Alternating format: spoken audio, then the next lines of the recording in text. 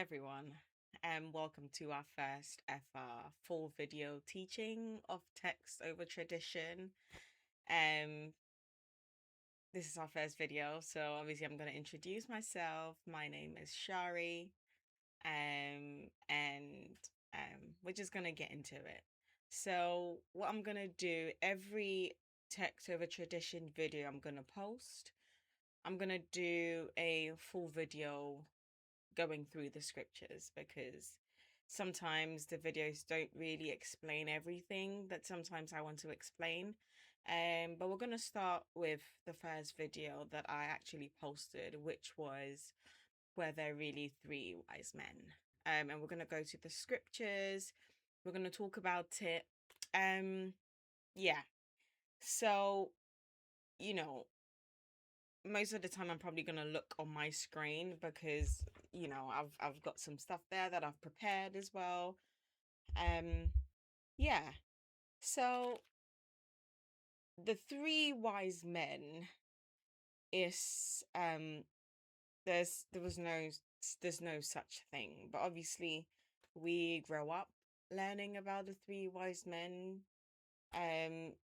We see them in nativity scenes, we see them, you know, everywhere, basically, when it comes to the birth of Christ and so on and so forth. But the first thing we're gonna do is actually we're gonna read. We're gonna read. We're gonna read the scriptures and see what exactly it says. And then we go from there. So um we're gonna start in Matthew chapter 2 because all the other gospel don't really talk much about the three wise men. The three wise men. In Matthew, you've got the wise men. In Luke calls them shepherds. Mark doesn't really mention the birth of Christ, and then obviously John's gospel starts from the beginning. It starts from Genesis, taking the reader's mind back to Genesis to understand Genesis before coming to John. So we're gonna read a couple of scriptures, mainly from Matthew chapter 2, from 1 to 12, just to kind of understand it, and I'm gonna explain, okay? So, it says, I'm reading from the New King James Version, by the way. The New King James Version is the closest to the Greek and the Hebrew. ESV translation is really good as well, so that's fine. Now, after Jesus was born in Bethlehem of Judea in the days of Herod the king, behold, wise men from the east came to Jerusalem, saying, Where is he who has been born King of the Jews? For we have seen the star in the east, and we have come to worship him. When Herod the king heard this, he was troubled, and all Jerusalem with him. And when he had gathered all of the chief priests and the scribes of the people together, he inquired of them where the Christ was to be born. So they said to him, In Bethlehem of Judea, for thus it is written in the prophet, But you, Bethlehem, in the land of Judah, are not the least among the nations of Judah, for out of you shall come a ruler who will shepherd my people Israel. Then Herod, when he had secretly called the wise men, determined from them what time the star appeared. And he sent them to Bethlehem and said, Go and search carefully for the young child, and when you have found him, bring back word to me that I may come and worship him also. When they heard the king, they departed, and behold, the star which they had seen from the east went before them, till it came and stood over where their young child was. When they saw the star, they rejoiced with exceedingly great joy. And when they had come into the house, they saw the young child with Mary his mother, and fell down and worshipped him. And this is the most important part. And when they had opened their treasures, they presented gifts to him: gold, frankincense, and myrrh. So, the reason why we've got three wise men, as we read the whole scripture, there's nowhere it says that there were three wise men, not even once. But what it does say is that there were three gifts. You've got gold, frankincense, and myrrh. And with these so-called wise men, let's go back into it and see what the Greek word actually says about the wise men. So it's actually, the Greek word is pronounced magoi, so Magoy, magoi.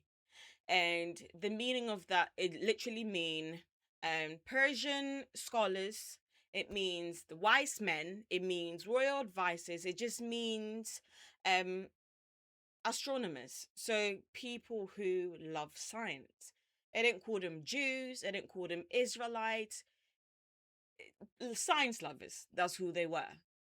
They didn't have any relationship with God. Well, I don't know, the scripture doesn't say, and we're going to stick to the scriptures, but they were just men of science. And they saw the star because they've been studying it. They saw it, and then they came and then they saw this boy, this child.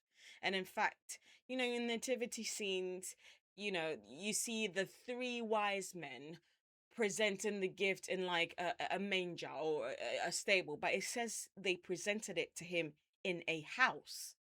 So obviously we know where Christ was born, but from the fact that it was presented to them in a house, it shows that there was probably months after Christ was born and they showed up. But like I said, we're gonna stick to the scriptures. We're gonna stick totally to the scriptures. And there's one thing that is so interesting that I wanted to bring up. So they presented three gifts, right? Gold, frankincense, and myrrh. Um, and because of these three gifts, we then think that because there were three gifts, that mean there were three wise men. But to be fair, they could have been only two. They could have been 10, 15, 20, 100. We don't know. But because of the three gifts, there's nowhere in scripture ever that says there were three wise men. And, you know, like I said, they weren't Jews, not at all. If you look in Isaiah chapter 60, verse 3, there's a prophecy. And it says, the Gentiles shall come to your light, and the kings to the brightness of your rising. And it was prophesying about Christ, the birth of Christ. Again, that's in Isaiah chapter 60, verse 3. And what is a Gentile? What is a Jew? A Gentile is anyone that is not a Jew. Anyone that is not an Israelite is a Gentile. So I'm a Gentile. So it says, so like I said, the wise men, they were never really Jews. They were Gentiles. And there's one thing that came to mind, right? Stay with me. There's one thing that came to mind when I was reading this. So one of the gifts that they presented to the Lord, we see that same gift being used on the Lord at his death. Myrrh. Myrrh was presented at his birth, and myrrh was used to spice the Lord at his death. And I didn't put the scripture up, but I just wanted to read to you because it's in the book of John. So in fact, let's do that. Let's take it to the book of John. So when you go to the book of John, let's find it. So in John chapter 19, it goes on and it tells us about Christ being crucified and Pilate and everything that happens, and Christ being pierced, and him saying it is finished and all of that. But what I wanted us to look at it from verse 38. So this was when, at this point, the Lord was dead. So after this, Joseph of Arimathea, being a disciple of Jesus, but secretly for the fear of the Jews, asked Pilate that he might take the body of Jesus, and Pilate gave him permission. So he came and took the body of Jesus, and Nicodemus, who at first came to Jesus by night, also came bringing a mixture of myrrh and aloes, about 100 pounds. Now, 100 pounds in kilogram, we're looking at between 36 to 40 kilograms. So that's a lot of spices. But what's so fascinating is that this same gift that was presented to the Lord at his birth by the wise men is the same sort of spice that was used to anoint his body at his death. And the book of John likes to, or John the Apostle, he likes to remind us of things that have been before and patterns that we've seen from the beginning of creation or from the beginning of Christ's birth and, everything. But I just thought it was so fascinating and I wanted to share that with you. Um, but yeah, um, I hope that explained a bit more in terms of the scriptures, and I explained a lot more. It's my first video explaining, so it was a bit shaky, but I'm confident. But I'm gonna be doing more videos.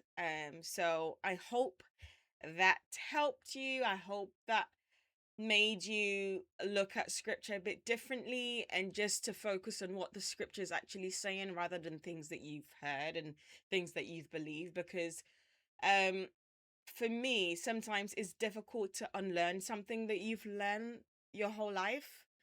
It's really difficult to relearn stuff because you need to it's difficult to humble yourself to say, okay, this is something I've believed all my life and now I need to